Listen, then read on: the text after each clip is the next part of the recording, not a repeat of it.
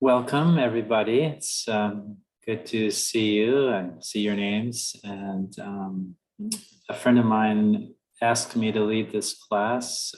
So here we are for the next 11 weeks, if you choose. So I've taught Buddhist meditation before, but this is the first time online.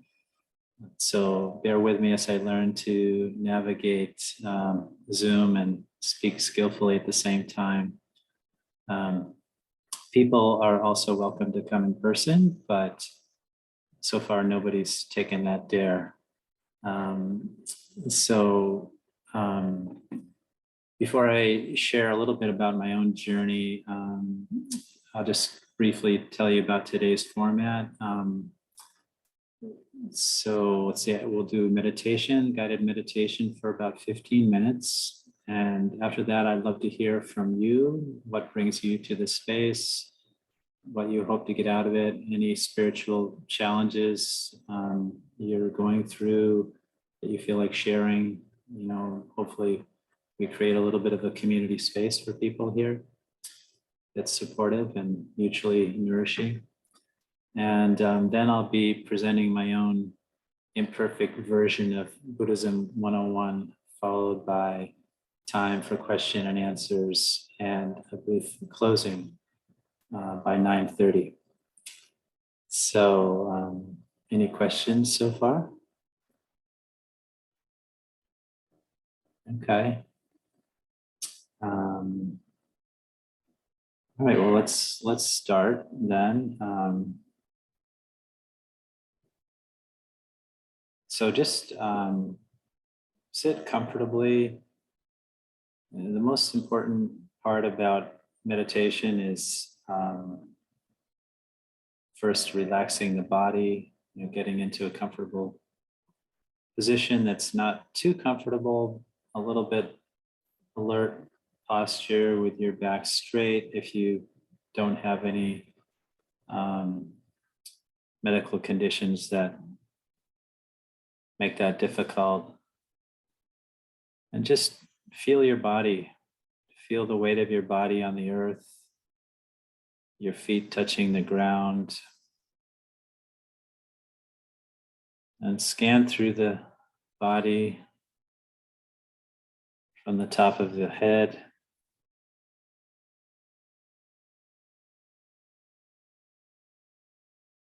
down through the shoulders where we often hold tension.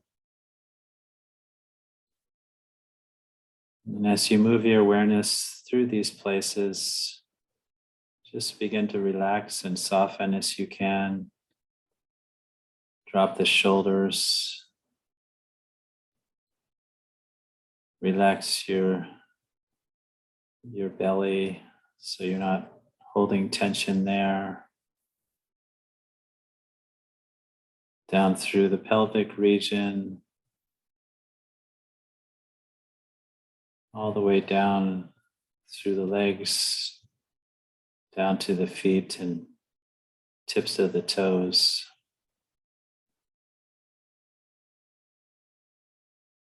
And then bring your awareness to your breathing.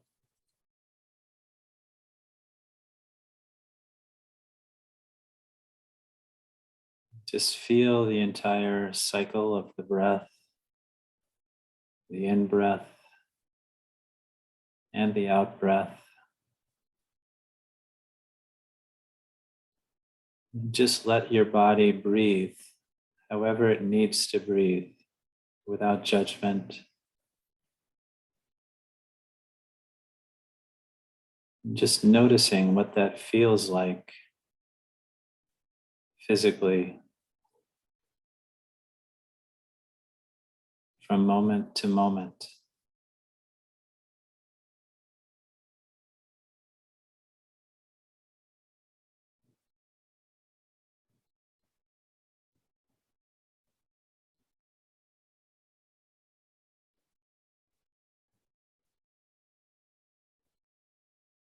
If the mind wanders, just notice that the mind has wandered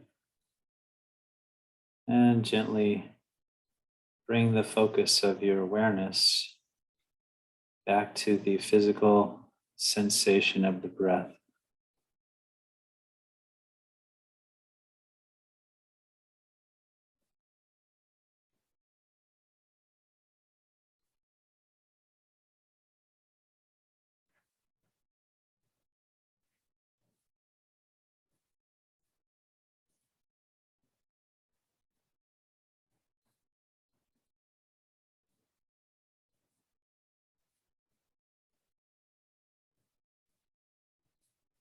As you're breathing, you may notice places where you're holding tension that you didn't notice before. And if you can, just slightly adjust your posture if needed, finding that place of perfect balance, or as best as circumstances allow.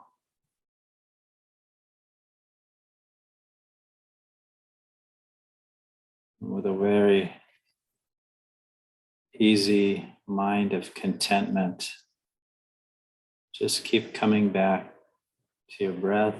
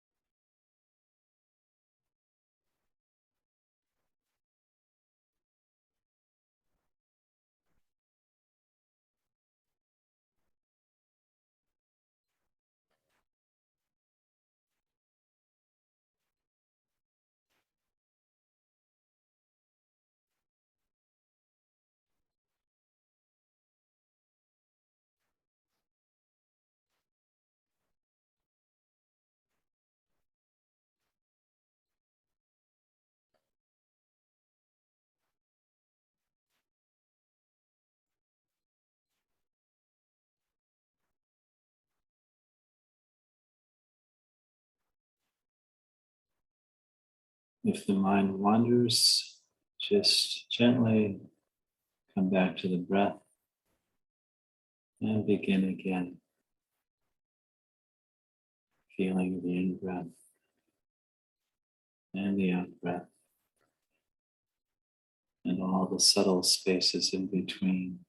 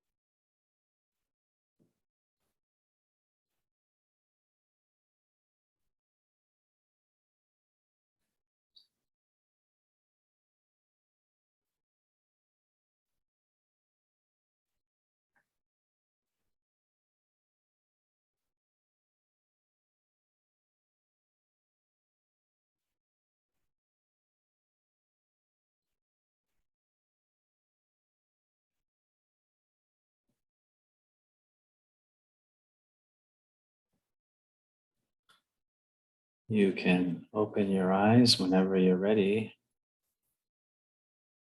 Maybe stretch a little bit if you need to.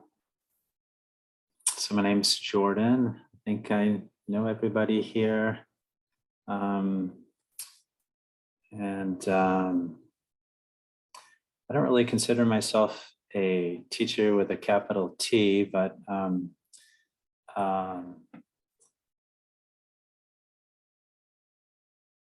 I've studied Buddhism for 30 years, and I think one of the important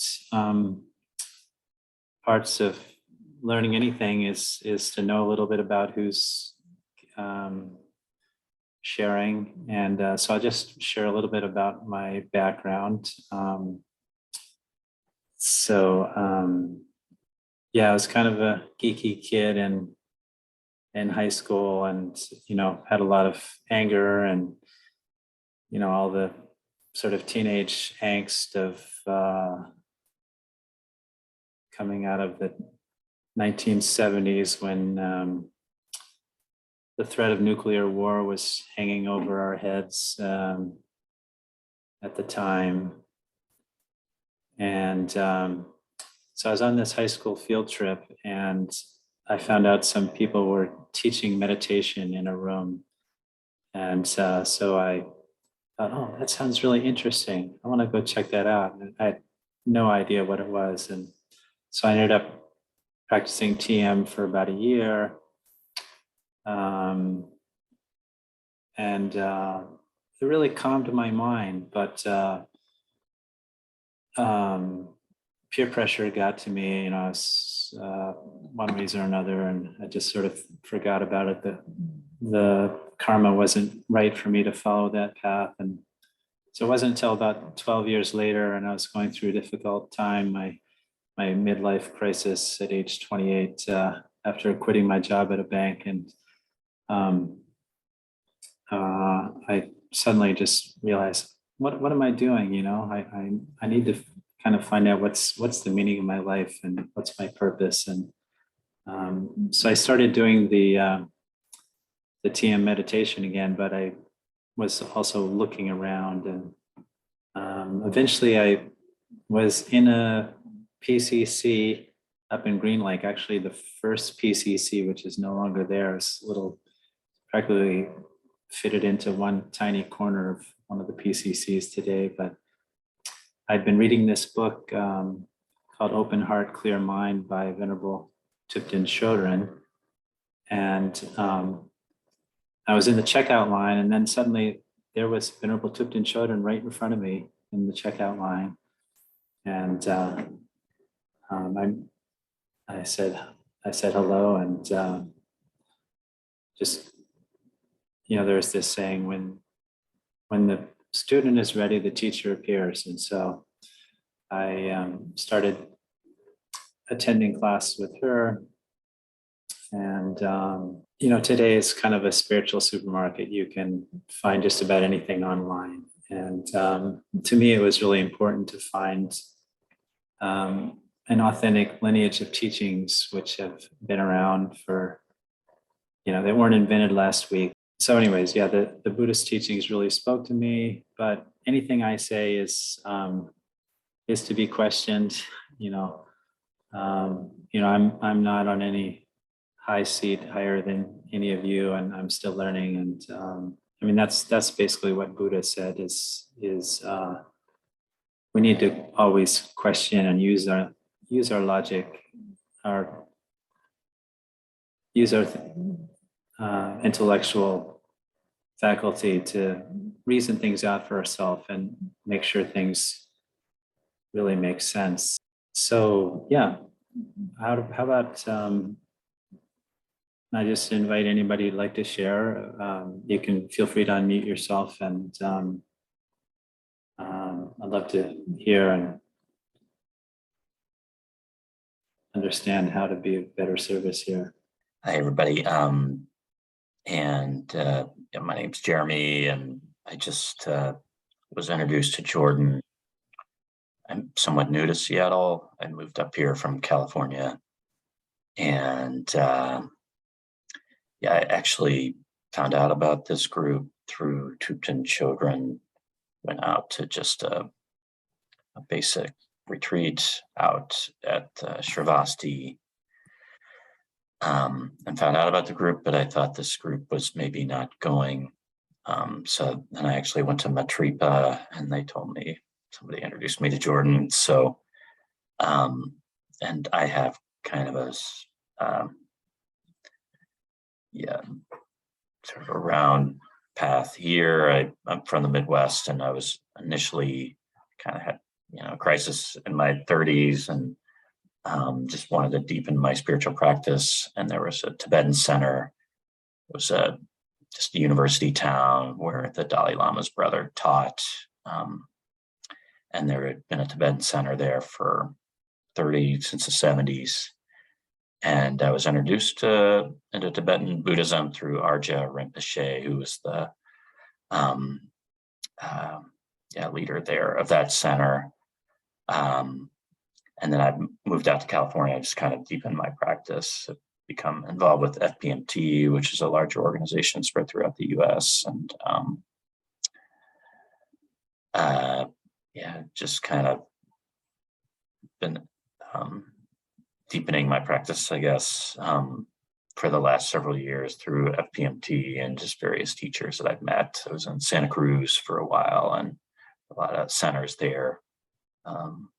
So I'm happy to come into contact with you, everyone here, because I haven't really find that I'm kind of far enough along that I don't really want to start another lineage. I found there's a lot of different lineages here in Seattle, but there's not the Galuk, which I've been following.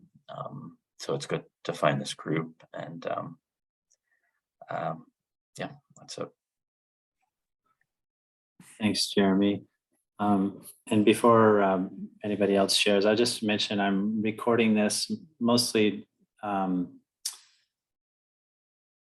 for anybody who wants to view it later, but I can edit out anything you say here if you don't want to be recorded, or I can even stop the recording. So please let me know what your preferences are on that. I'm Shayne. I live in the Seattle area. Jordan has been my acupuncturist for 2 years now. I find that it brings me a lot of peace. I've probably been doing it off and on for 8 years, and this has been the most constant from week to week. I've been in the technology industry for about 12 years, and lately I've just been seeking a slower pace, more mindfulness, and Jordan's been giving me a ton of good resources for that. So it's led me to here. So yeah, I'm just happy to explore my thoughts more as an observer and, receive more peace in everything that's going on in the world.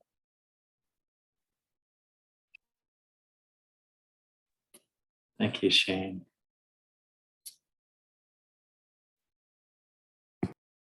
Hi, Jordan and everybody else.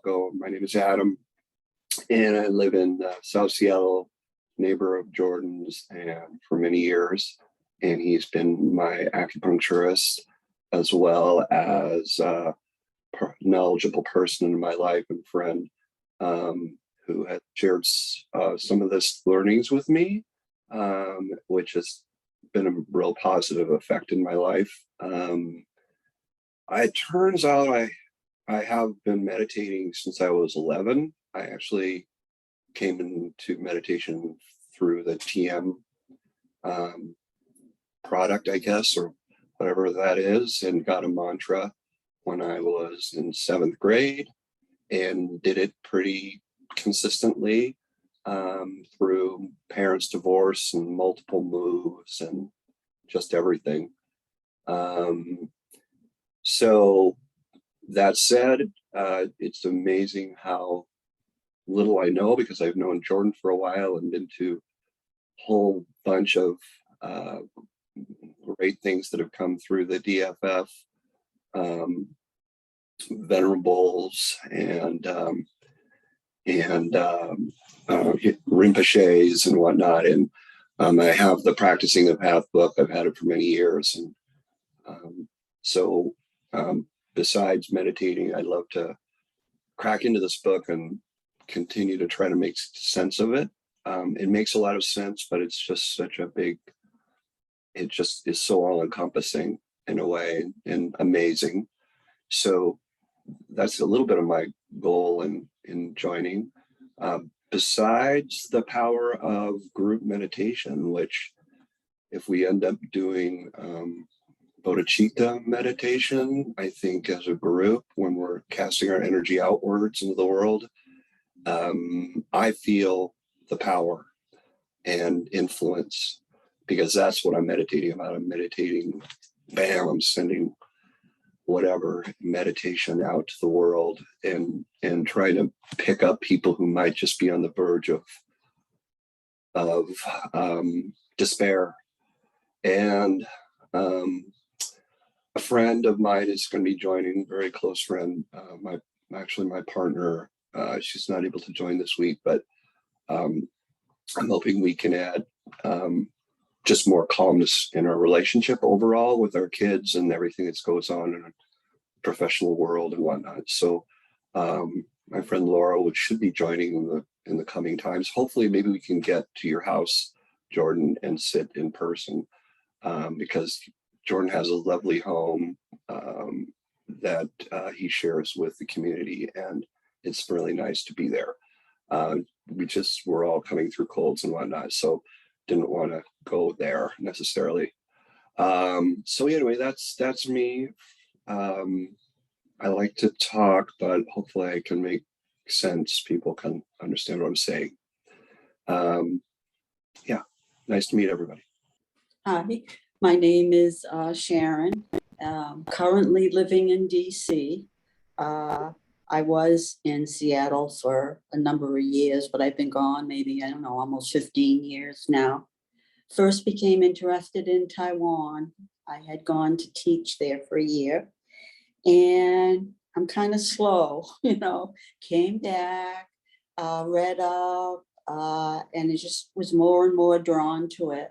So I took a refuge in Boston. Massachusetts is my home state, and it was in the Kagu tradition.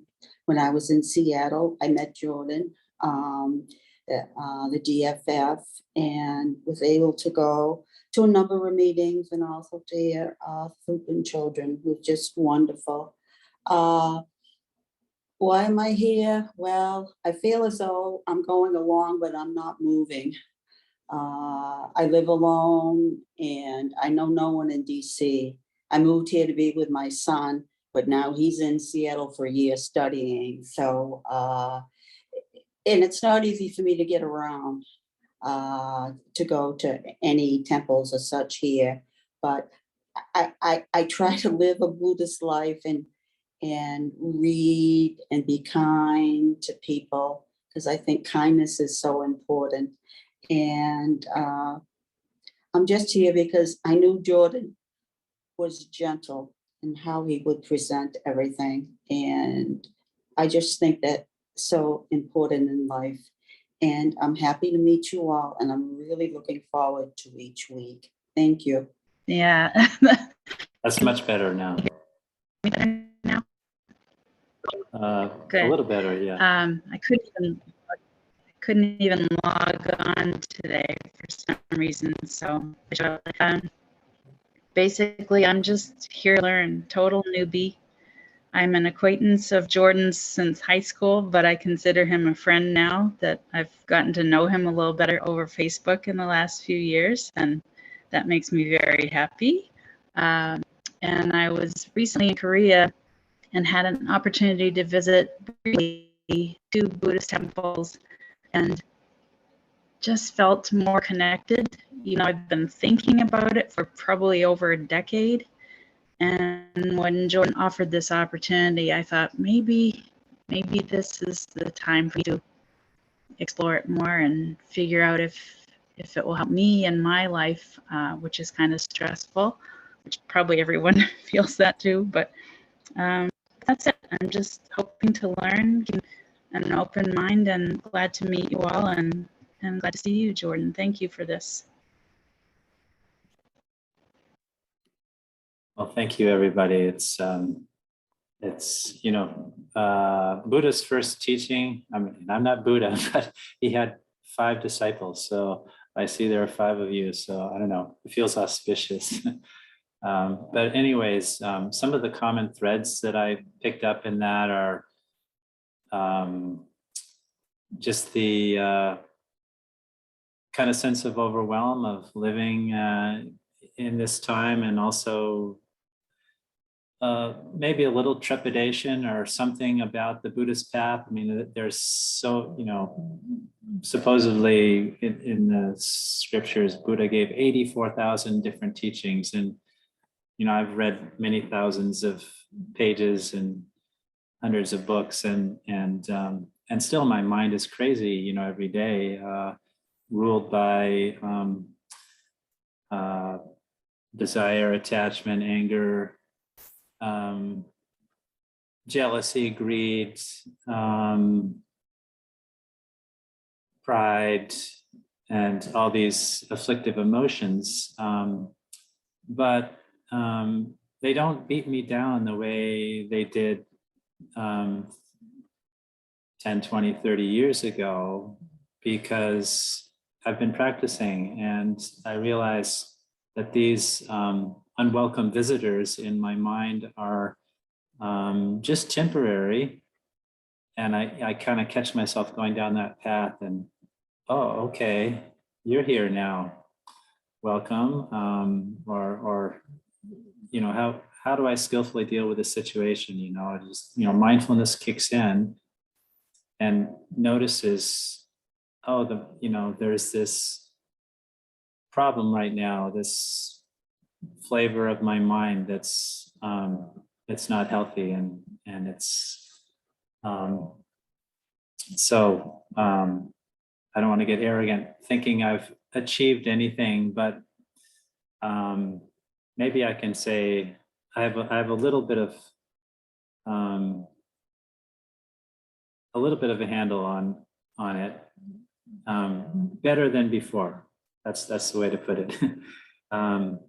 So anyways, this framework that I'm going to be kind of drawing from is just one way. There's so many different teachers, and again, if some of this makes sense, use it. If it doesn't make sense, feel free to ignore it. Ask questions, make it work for you. And so, I suggested a textbook, but it's totally optional. But it's based on this tradition called the Lam Rim, which is that's a Tibetan word, roughly translates to stages of the path. And in it, Buddha laid out, actually teachers after Buddha laid out this path that are very methodical, starting at the beginning and going to the end. And that just made a lot of sense for me. So that's sort of the background of what I'm drawing my presentation from. But there are a few key concepts that are in Asian culture in particular. They're sort of more of a given. And so I find it helpful, just to kind of talk about those a little bit, because they're not really discussed in the Lam Rim per se. So one of them is just the nature of our mind, and this idea that the mind is different than the body. The body. What do I want to say about this? Back up a little bit. The mind is this clear ability to know things, and just an awareness, and when the body dies, we all die, the physical body dies, the mind travels on based on the karma we've accumulated in this life, and takes rebirth according to the laws of karma. And if we basically we go through this, we're in this kind of big container called cyclic existence, where we keep being reborn in various physical forms, sometimes as humans, sometimes as animals.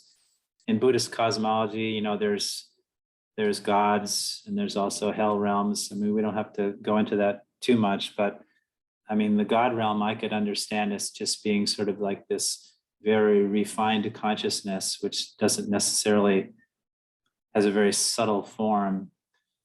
But the point is, all of those 6 different realms are all part of cyclic existence, and cyclic existence is governed by basically ignorance and confusion and suffering, you know, temporary happiness, but nothing that really lasts permanently. You know, everything is kind of tainted with this fundamental ignorance, and, you know, being unable to completely free ourselves from this cycle where we're always vulnerable to disappointments and letdowns and unpleasant situations we don't like to be in. You know, I mean, there's so much suffering in the world right now. I mean, we're incredibly fortunate just sitting here talking about developing our minds, which is, you know, from a Buddhist point of view, that's like the best thing possible you could do. But you know, I'm just thinking about all the people in Florida right now, for example. You know, that's not a fun situation, and you know, who knows how many people died or were injured, and not just humans, but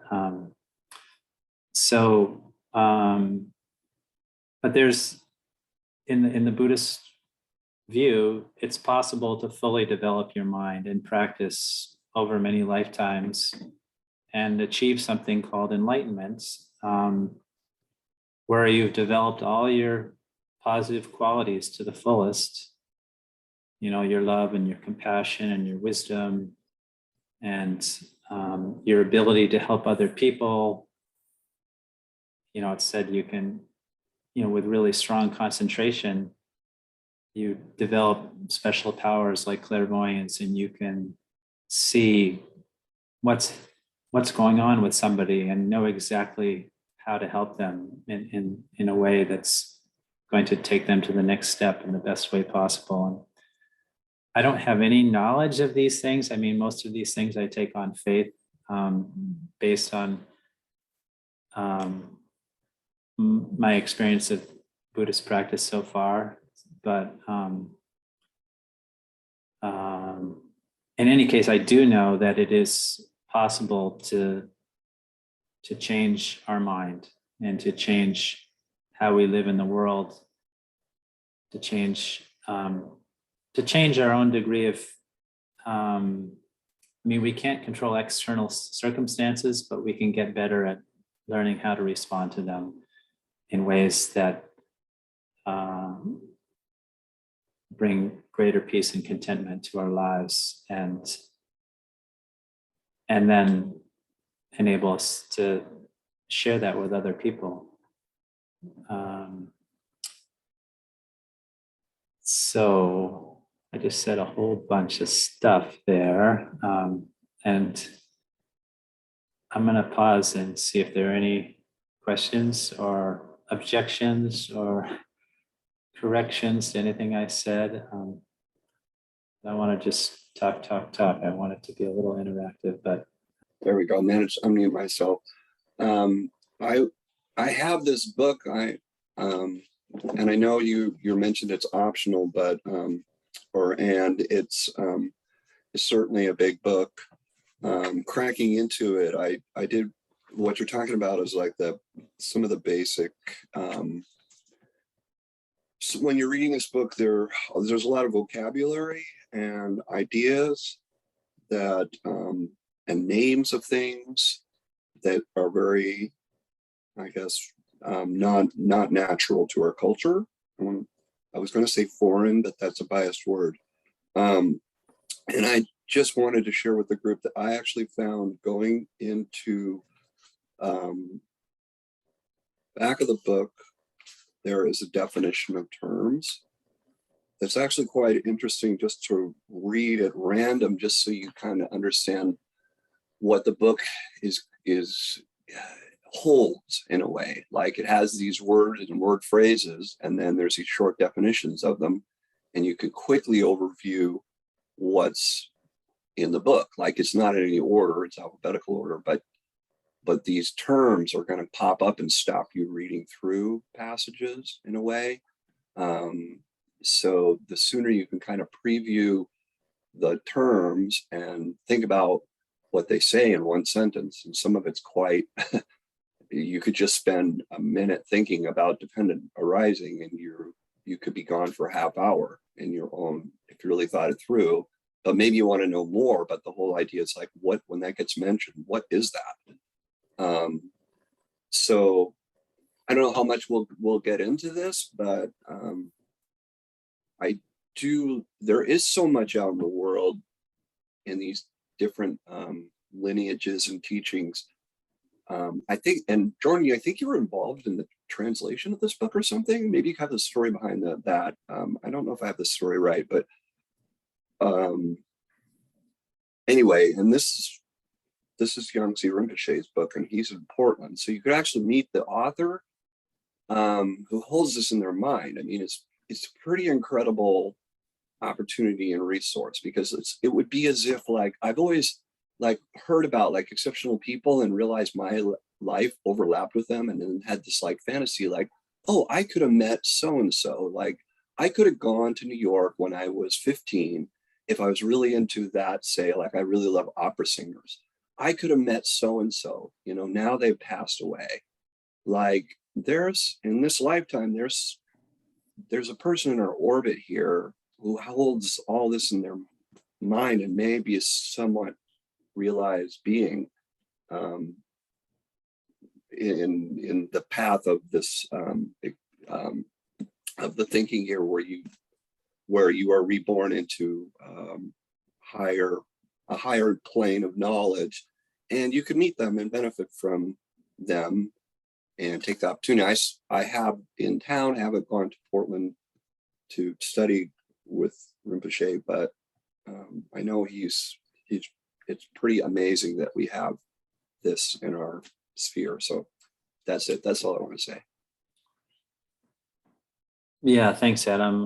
I don't know how strictly we'll follow that book. You know, I want to keep this accessible to everybody. You know, in Buddhism, there's lots of lists and terms, and those aren't unimportant. You know, for people who really want to dive in, it's important to study broadly, to deepen your meditation, because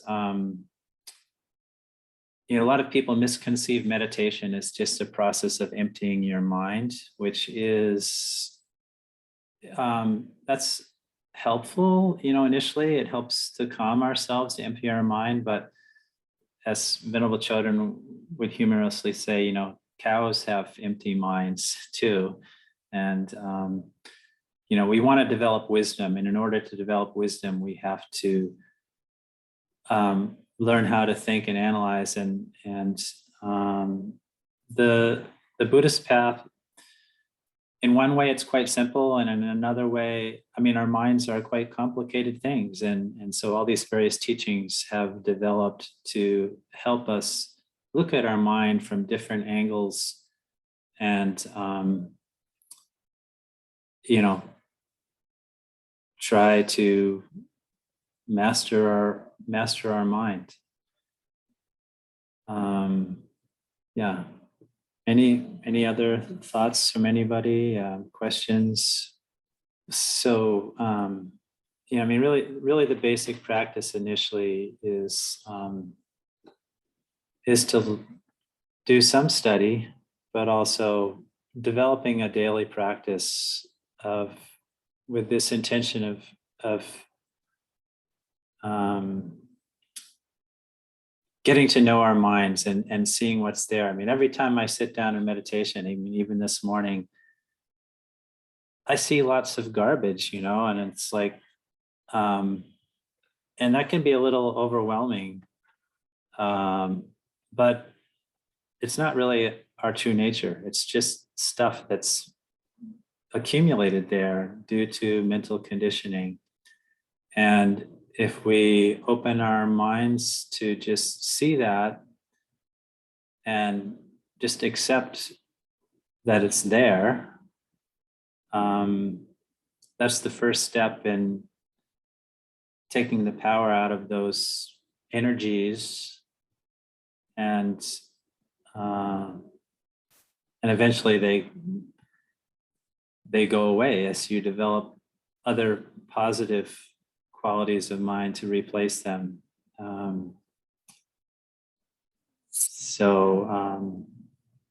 I encourage you to try to spend some time every day, just starting with just the breath meditation.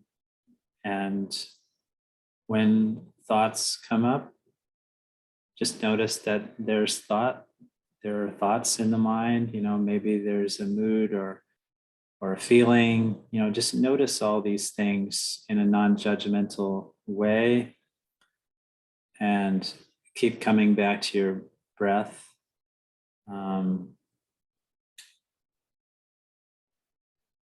Meditation isn't a substitute for behavioral health crisis. I don't presume to know what's going on in all of your lives, but it's a tool that builds upon sort of a basic foundation of, I'm not quite sure what the right term is, but like a healthy mind, a somewhat healthy mind in the context of living in samsara with confusion. But there's sort of gradations of health, and when you're in danger of hurting yourself or hurting other people, then you need more help than that. I don't think that's going on for any of you, but just to sort of be clear about that, if you share this with other people, it's not meant to be a magic pill that solves all problems. There's a few minutes left here, and anybody else have any closing thoughts? And just as we go through too, I really want to, I'm a white male, and I want to be aware of my privilege, and also just, I'm not sure, but it looks like there are two other white males here. And I know white males tend to take up more space, and women and other genders tend to take up less space and time. So I want to encourage all of us, people with more privilege, to make space for voices that are often crowded out of the conversation. So before we close, whenever in my